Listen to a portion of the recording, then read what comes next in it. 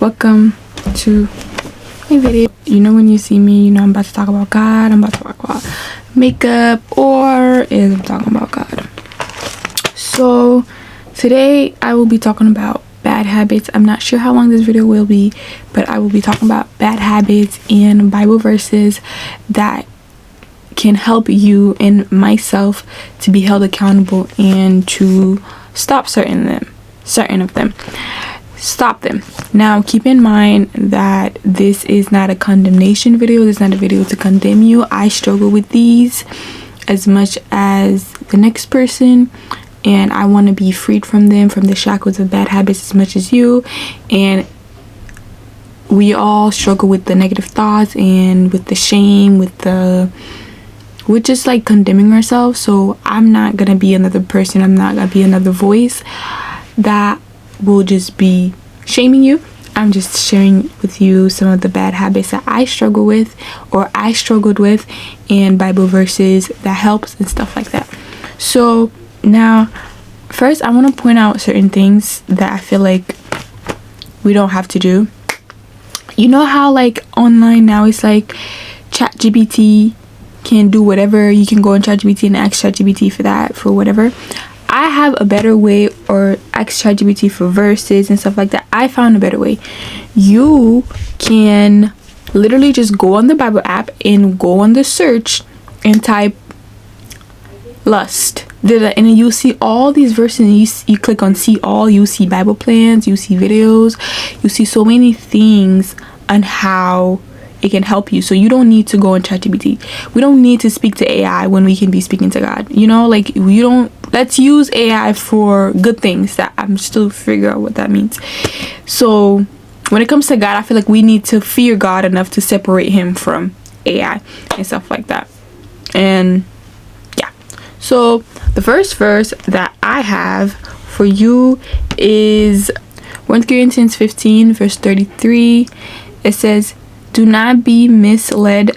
Bad company corrupts good character."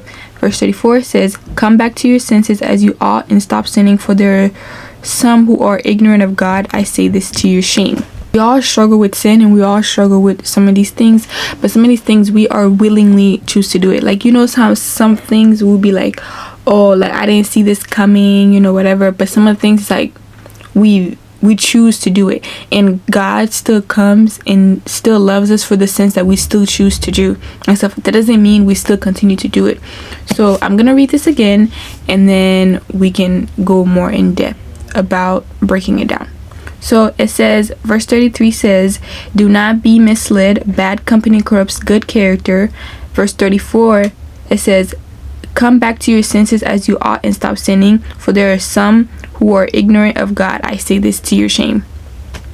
Now, we can read what it says if you don't understand, because I have a study Bible, so like it will like thing it for me.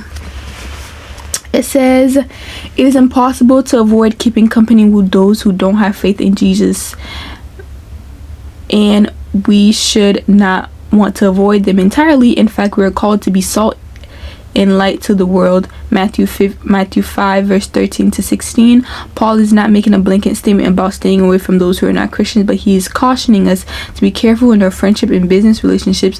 If you spend a lot of time around people who don't believe in Jesus, a lot of time hanging around those who don't believe in Jesus, or ridicule people of faith, they may influence you to doubt your own faith.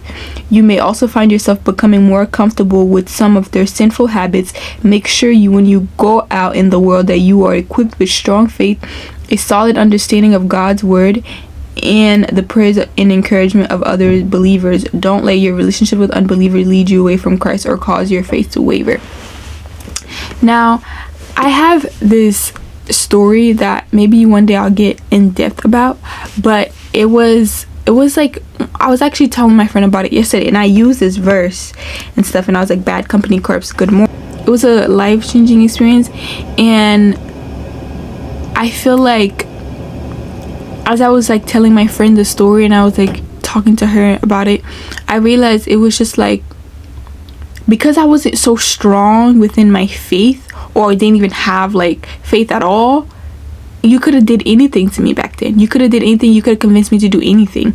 And certain people convinced me to do certain things, and then I had to reap the consequences. And although I gave consent, I was like, yeah, okay, you know, I'll do this, you know, whatever, for my friend, you know, whatever, that's my friend, you know, whatever. And I didn't realize that those consequences came behind. But as I learned to maneuver through those consequences and learn to detach myself, that this was something that I did due to people pleasing and stuff, but it's still due because I didn't have enough discipline. I wasn't strong enough in my faith. As I learned to live through that, and as I learned to still love myself through that, I still have to remember that it happened once, it can happen again. So you're never too sure about yourself. You're never too faithful. You're never too perfect to not sin. You're never too perfect for unbelievers to influence you. You're never too perfect for the social media not to influence you and your family. Just anything that doesn't go with God and stuff like that, because you're always going to be influenced by your Christian friends, by your Christian family members, by Christian videos and stuff like that. You're always going to be influenced by those. But what makes you think you also can't be influenced by that? And the only way you can be strong and stuff like that is by reading your word and staying grounded in Jesus. And at that time I wasn't grounded in Jesus, so anything and anyone could get to me. Now I'm getting off topic, but certain bad habits like scrolling, certain bad habits like gossiping, certain bad habits like procrastination, certain bad habits like cussing, and all of the above that we all struggle with is more common than we thought and stuff like that. For example, like somebody that gets mad would like start cussing them out, or like whenever we get hurt we start gossiping and we start telling a story and stuff like that. And then also procrastination. If you're in school, you procrastinate, or if God calls you to do something, you're procrastinating and stuff. So it's like there's so many things that would lead us to these sins. But if you really want to go in depth about bad habits and how to get rid of them, read Proverbs. Proverbs will hold you accountable to a different level. But keep in mind that God is not coming with a belt. You know, he wants you to come to him. He wants you to come with your sin. He wants you to come, and he wants you to accept that you did these things, and accept his forgiveness, and accept that he's not condemning you and he's not sending you to the pits of hell. You know, as long as you are repenting, as long as we are understanding what we're doing and actually saying, hey, I'm actually choosing to do this. Like, I feel like when we're like not accepting that we're doing this, it's just like it's doing way more harm than you think. Like, for example, if I'm like smoking, I'm not, but let's say if I'm smoking, like for example, if I say that if I'm a smoker and I keep telling myself, oh, I'm only smoking because of this is that, and I can give you a big list. So instead of actually saying I'm smoking because I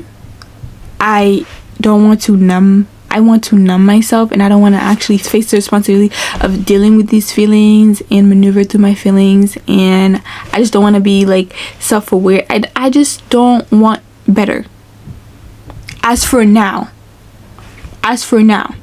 like, I think once we start understanding and actually having these hard conversations with ourselves, and we realize, okay, this is why I had to switch to my phone because my cameras just stopped working. But apparently I have to keep this short because I also don't have space on my phone either.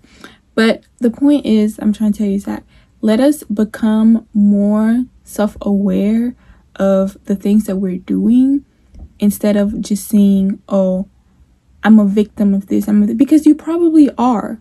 But the thing about it is that we're growing now. We're growing. And it's like the second you realize there's a problem here, it is our responsibility. Even though they did it to you, even though they beat you down and stuff, but the second you realize that you were beaten down and you were left to be dead, you have to get back up. And the only way for you to get back up is with God. That's the only way we can stop these bad habits. That's the only way we can stop us from being so sinful. That's the only way. When you become in Jesus, you don't become sinless, you just sin less. I hope you're picking up what I'm putting down. So, like I said, there's so many verses, and I wish I could get into it, but I really need to fix my my SD cards and stuff like that, and clear them up so I can make more videos and stuff, because this is just a little bit less encouraging, because it's like I'm in a roll and you over here telling me, oh, too much space on your SD card. But whatever. The point is that I'll put the verses on the description, and yes, y'all, yes, thank you so much for watching. I wish I could have stayed more and did much better, but yeah, let us not be bound anymore to these sins and to these bad habits. Let us be redeemed, and let us love God better, and let us go to him. And like I said, not a condemnation video. This is just me telling you what I wish somebody would told me a couple years ago, what I wish I have the community to tell me it now, so I'm just here to just pass on the news and tell it to you now as well. So I hope you have a good day, and I hope you have a good night whatever time you're reading this. And I really wish I could have read more, but thank you so much for watching, and au revoir.